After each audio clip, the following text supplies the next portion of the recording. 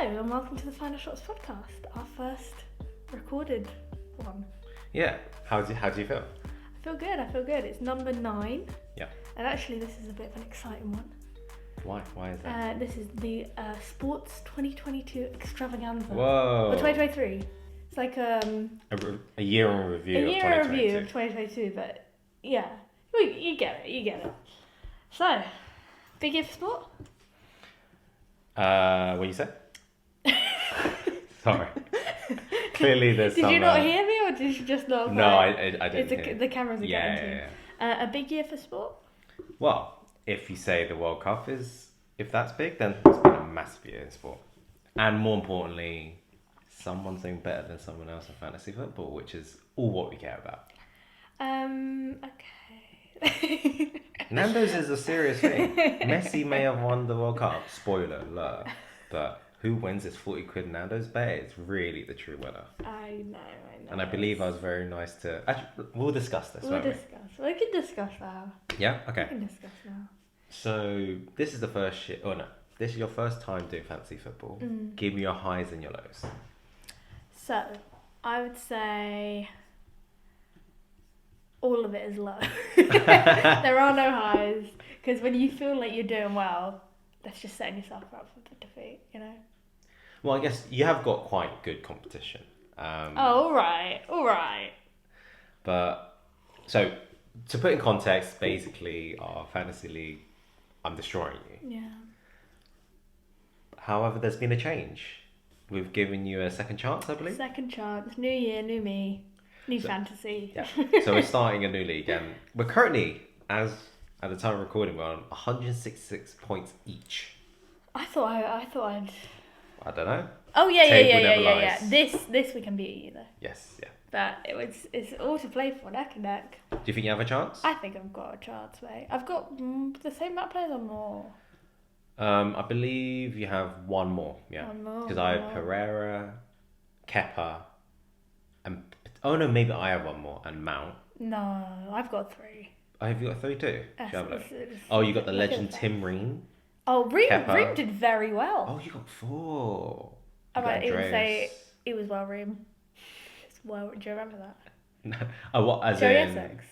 Oh, right, yeah. My mum even bought me some Ream socks from Primark. I thought back in the day. Ream was giving me flashbacks of like a little bit Leave It from with Chris and Cam, but a little bit Leave It. So we're starting the new the Better Fresh. Whoever wins it from, I guess it was game week 18. Is this the second week? So we're starting from game week 18 and hopefully have a chance. And if you lose this time, because you've learned a lot, I feel, and yeah, I've learned a lot. And don't you think, in general, your team is quite good? I think you picked nice players. It's so. just sometimes fantasy can be unlucky. Sometimes. But my NBA fantasy is actually not doing that well either. But it's what I'm more vibing with. I just feel like I've been given an unlucky position really, because basically we're playing with James's friends and our friends, yeah. And there's 2 divisions. How is it? West and East? Exactly. So I think there's about 5 teams in each division, and the best top 4 go through, or so we thought. So basically, in our West division, kind of like the NBA now, but not really. The East is actually quite good. Because there's so many good teams in the West, so that's a few of us in it, including me and Tara.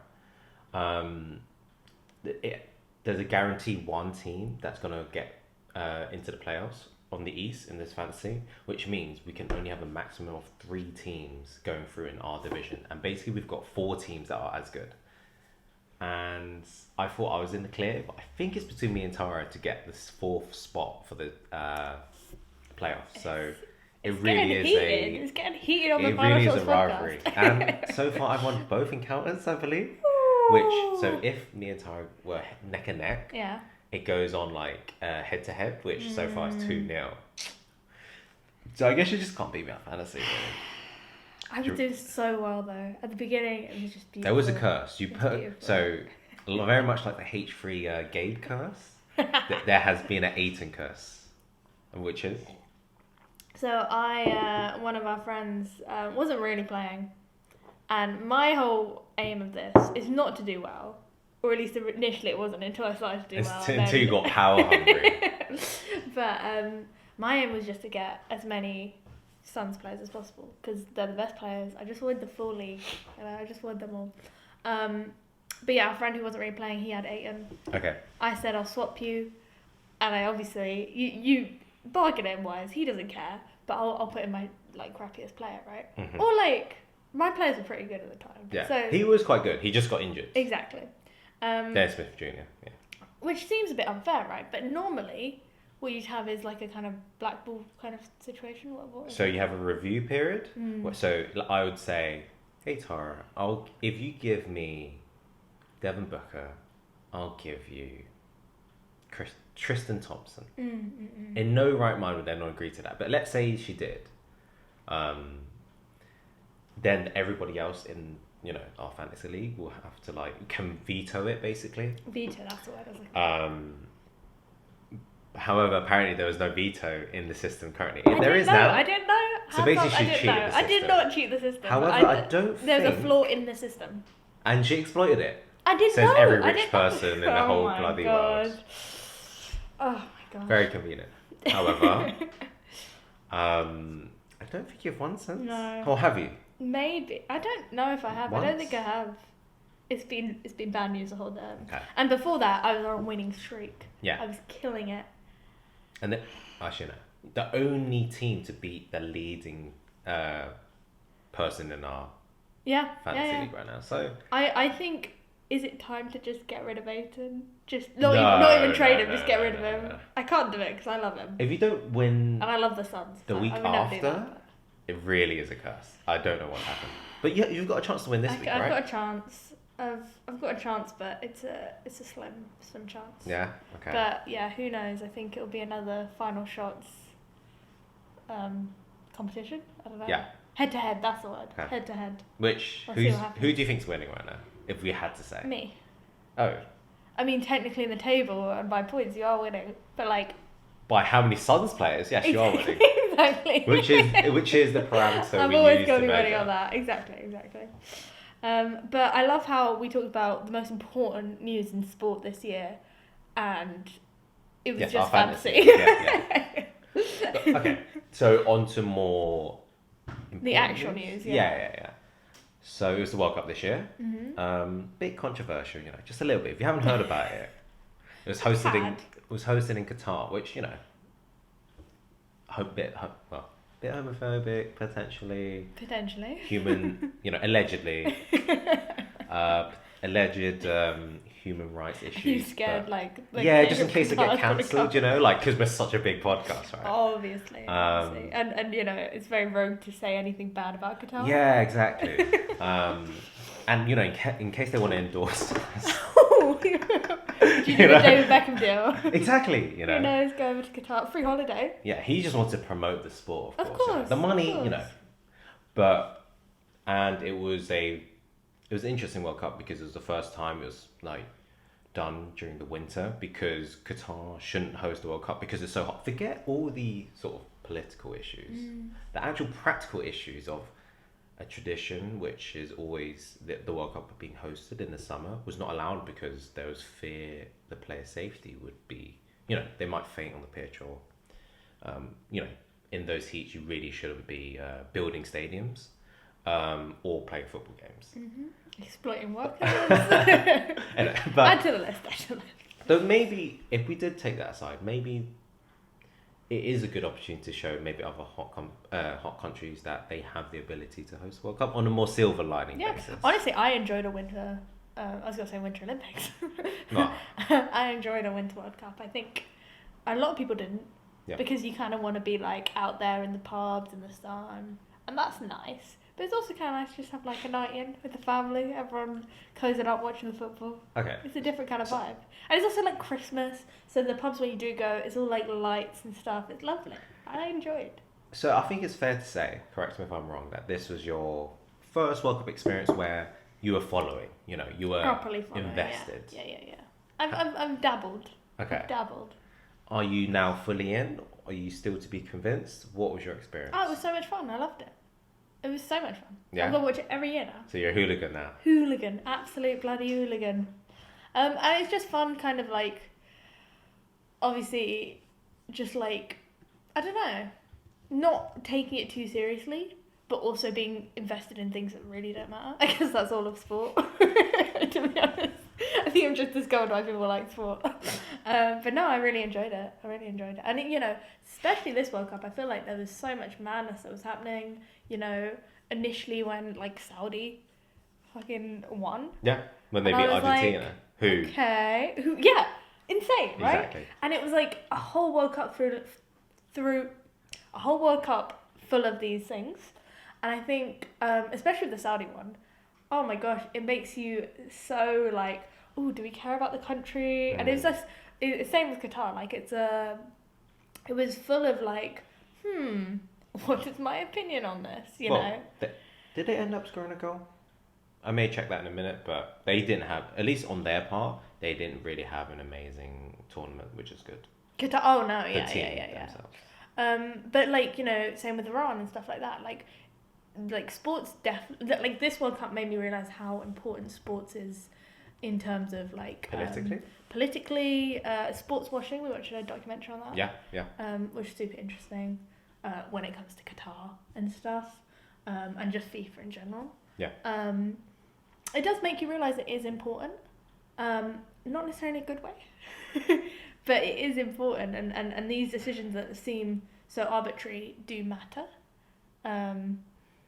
That being said, I do love an underdog, so then when Saudi was winning, I was like, oh, this is quite fun though.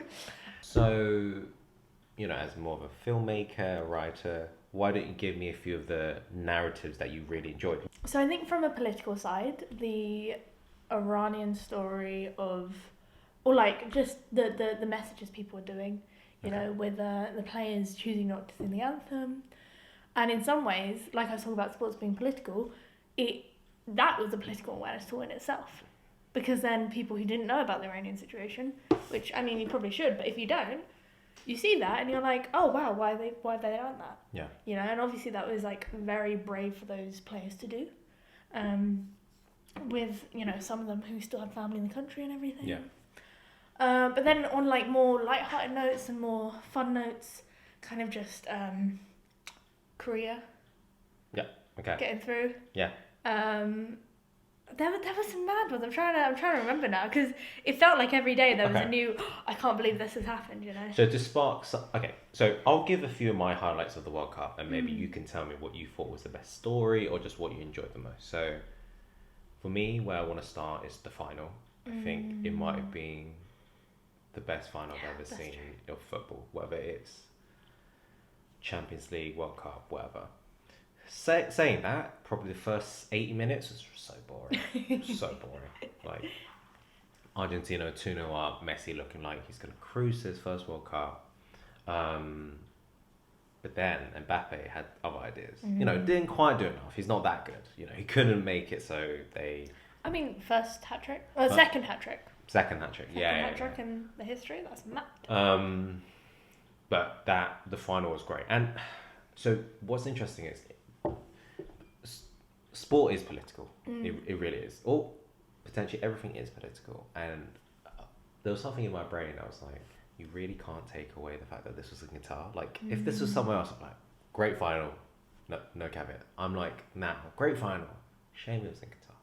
I think also a lot of people were able to put that to the back of mind while you're enjoying it. Yes. However, at the end when they just put the cape on him, oh, like a little I own you. He's not Superman, is he? Yeah, it just felt, yeah. But it was interesting, that final, because it kind of felt like the changing of the guard. Messi being the GOAT. Sorry, Cristiano Ronaldo lovers. So to us, I do admire the man, but we could talk about him a bit later in regards to... You prefer him over Messi, right? Or growing up? I liked him more. Real Madrid are not an underdog, but I always felt Barcelona was so good that I wanted, not Messi to win, but I can appreciate he's the best. Yeah. But Mbappe clearly showing maybe he is the best player right now. But he just couldn't quite get over the line. But he's got to be the Messi in the next 10 years, or Messi is Messi right now. What do you think about, is it Ethan Mbappe? Ethan Mbappe? I don't know, his brother. Oh, I don't know about his brother. I just saw on Twitter he played a match with his brother. I think it was probably like a friendly. Oh yeah. It's quite cute. Oh, that's great. Quite nice. I don't know if his name's Ethan. I feel like I could be wrong. Am I right? I couldn't tell you. I thought you were doing some last minute research. No, I was. Should we have a look? I did. You didn't even know he had a brother? I didn't know he had a brother. Oh my gosh. Yeah, Ethan Mbappe, French footballer. Great. There we go. And he's plays obviously for the younger PSG. brother, he's like 16. But Mbappe also plays PSG, right? Yeah. So they played against no together, link that's what I'm at saying. all there, right? There's no nepotism there. If he's good, you know. Okay. There's been plenty of players with like famous football dads and stuff like that. Yeah, sure. You know, NBA obviously as well. it means that they have the in to get into that and also the money to be put into the training and the kit and stuff like that. But, you know, like, what's his name? LeBron's son? Yeah, Bronny James. It's not necessarily that he's good, but he's good enough with a bit of nepotism to get in. So I think what will be interesting is whether NBA... Sorry, this is a real tangent from the World Cup, but whether NBA would be the league that's most likely to have father-son, brother relationships, because the NBA, I feel, relies so heavily on like genetically being tall that, you know, football maybe, I think size matters less, basically, is what I'm trying to say. Do you think NBA players would find wives who are tall as well? Honestly, I think that's quite a good tactic because get some WNBA. Yeah, like obviously, basketball players are really skilled, but the height, you know, you could be really skilled. You're all 5'5", you know, unless you're. I think Muggsy Bogues, who was a really, really short NBA player who lasted, like he's an outlier, or like Isaiah Thomas, who's like 5'10", 5'11", and I have a mate who like is so happy he was an NBA player because like the dream is still alive for us, which at the tender age of 25 or 26 in my case. That's the time. I mean, speaking of, I don't know if you want to talk about this on the podcast, but it's quite big news in sport. Oh really? What? No, I don't. The Airballers. Who are the Airballers? They're the top team in the Whitechapel division. James has started a what do you call it? A recreational league. A recreational league. So it's just like an amateur league where there's 6 teams, with however many teams on a roster. It's like 5 to 9 players, but really it's about 6 to 7 players on each team. And you've got to play each team twice. So it's 10 games in league, and then wherever you finish in the standings, you then play like 2 rounds of playoffs, essentially like a knockout. But it's fair to say it's not going too well. It's fair to say. So you won your first one. Yeah. Great news. So we were really hesitant, me and a few mates, because it's like we've never played, because we always play like cage basketball, like we're just street basketball. Exactly, we're rough as ever, probably fouling, and then we were worried that won't translate to a game with an actual referee, scoreboard, whatever. If I just kick people in the knees. Exactly. Like if you're gonna lose, or if you know someone's gonna score, you gotta just grab them on, you know. But we won our first game, and we had a celebratory 5 guys. We haven't had one since. Oh no! No! How many games is that? What's your loss-win ratio? I think we've now played 6 games. That's not that many. I thought it was more. We've won 1. Okay, 5 to 1 Technically, odds. we've won 2 because we've been given a win. / there was a forfeit because one of the teams didn't have enough players.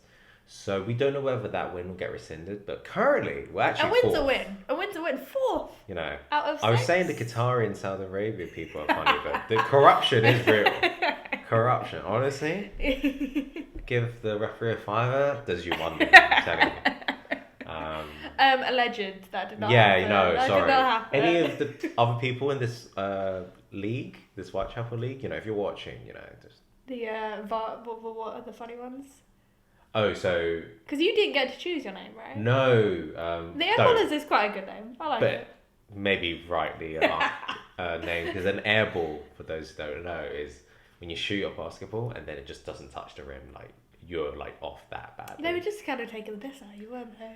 Yeah, I think they knew. They prophecy. actually knew. But there's my favourite one is called Hoops I Did It Again, who are also the champions from last year. But it's kind of, it shouldn't be allowed to give them a name that good, because with a name that good, you can't lose. I know.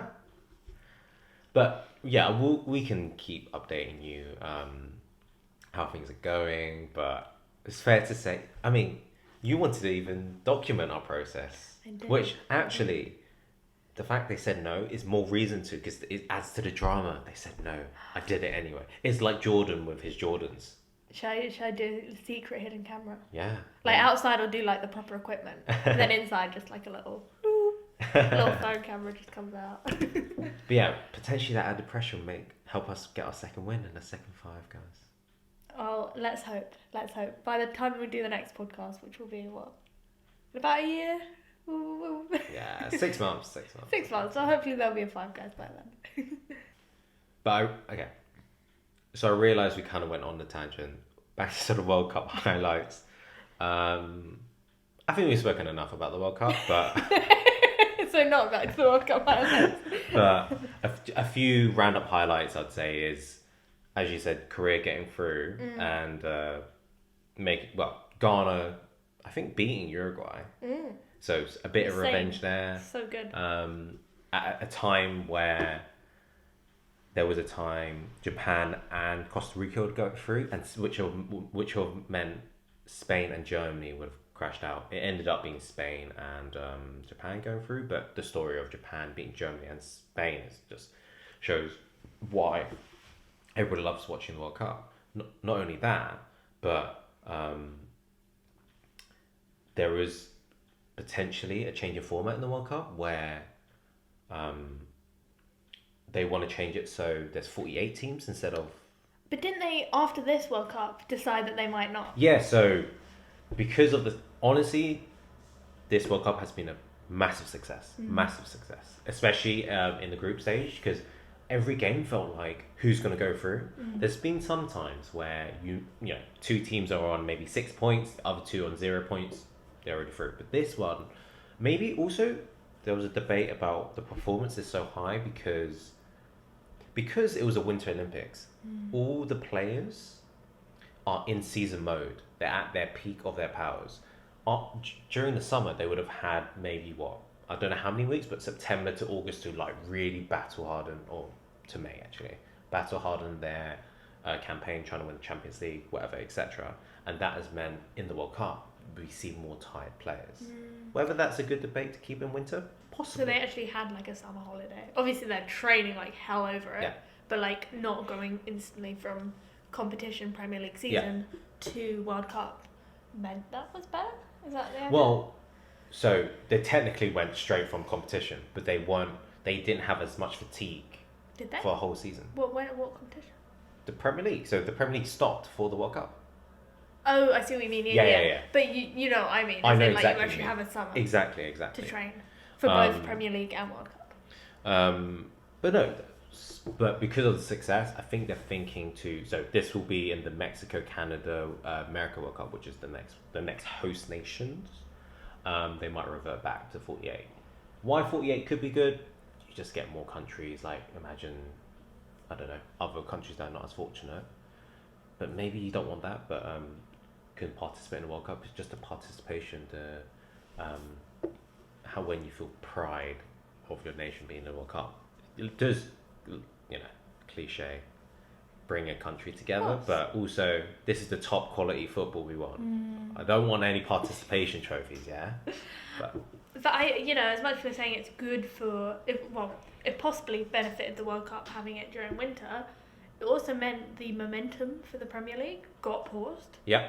Which, for Arsenal, is a bit, it's a bit of, kicking the teeth, to be honest. Yeah.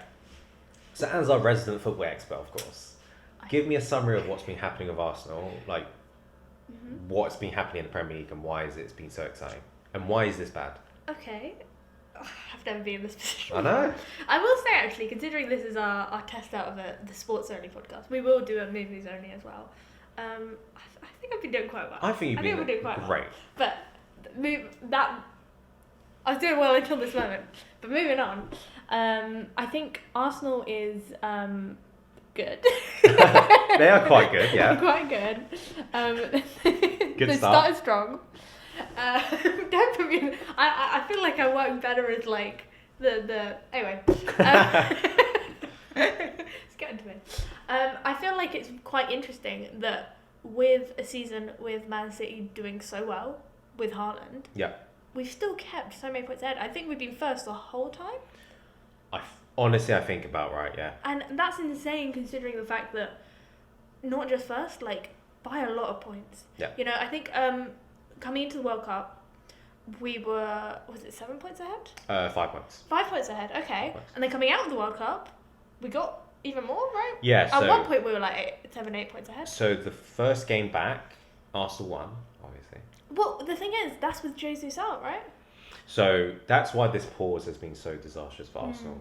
Not only was their momentum so high, they were 5 points clear, but then there was like this break. So I mean, potentially it gives rest to players, but it just means momentum stalled. Yeah. Not only that, but our top striker, our top, if not second most important player, injured because of our system because he's so good at like attacking front. So he would defend at the front and like just really press a lot, which means all our other players get more space to attack.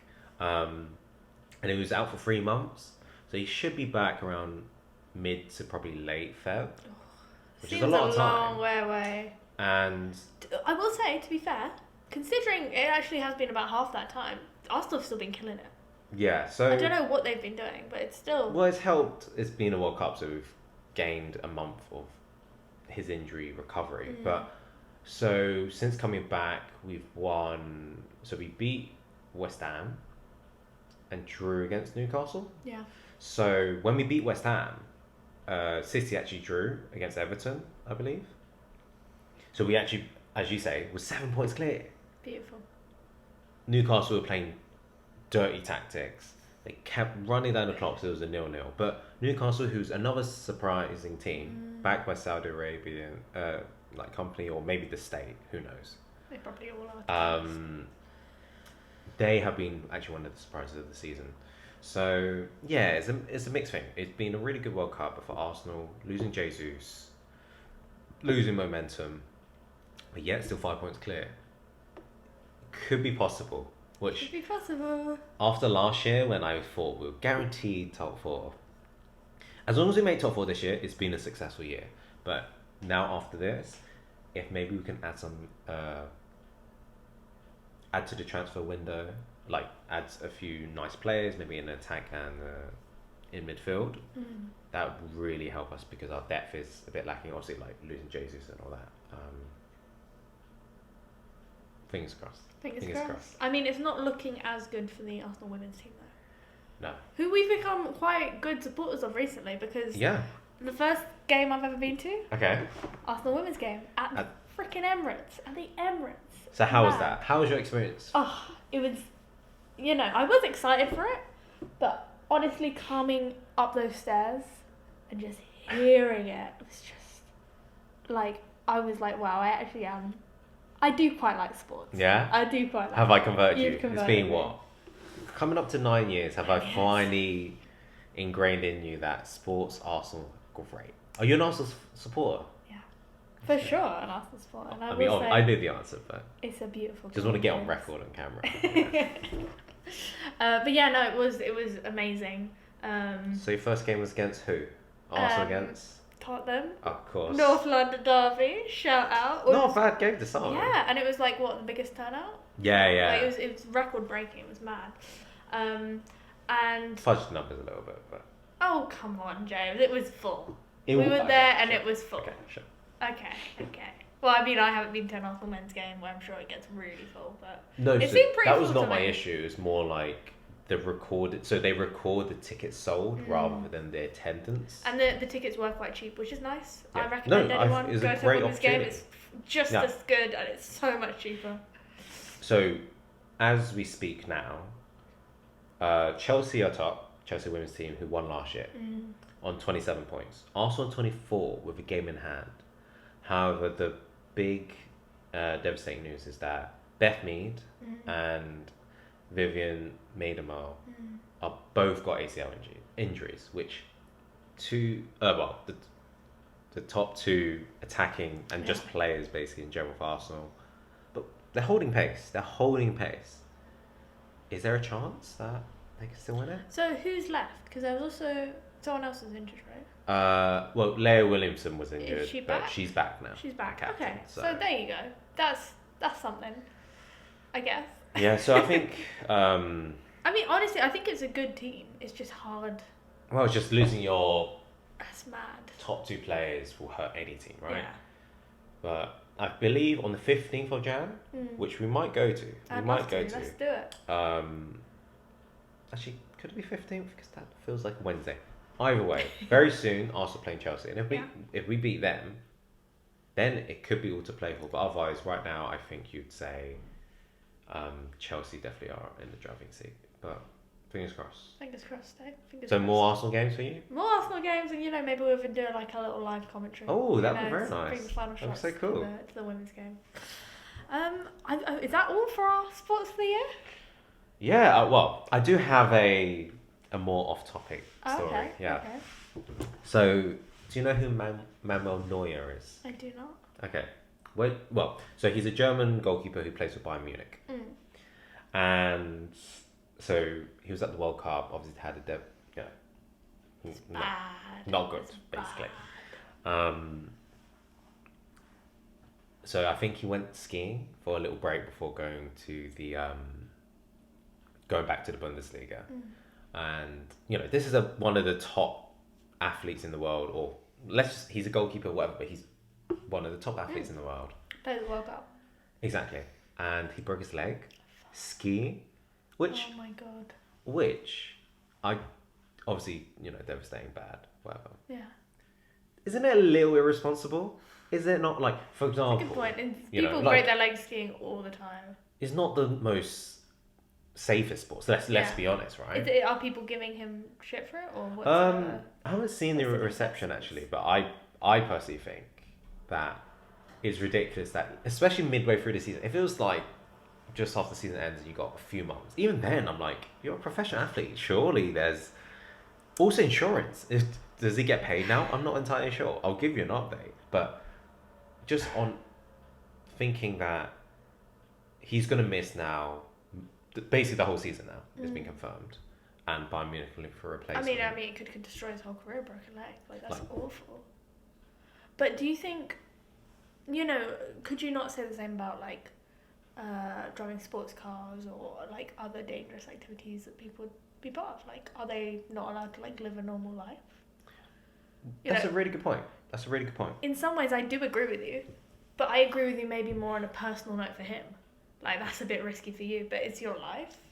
Like, I do feel like a lot of the time, like, I feel like this is bad because I feel like this is something all sports fans agree with, and that you can tell I'm not a sports fan from this. Okay. I feel like sports fans feel like they own players, and kind of as people. You know what I mean? So, like, for example, let's say Jesus had got injured, doing something that we wouldn't like. I don't know, like cheating on his wife and then jumping out a window. I don't know. If you are going to cheat on your wife, you might as well jump out the window. But like, it's like, fair enough then. You know what I mean? Like, I understand from that point of view, I would be so upset if that's like, if he was an idiot and he ruined our chances. And you can say that about this guy, right? Is he being an idiot by going skiing? But also, like, as much as it is dangerous, it's not like he's jumping out windows. Yeah.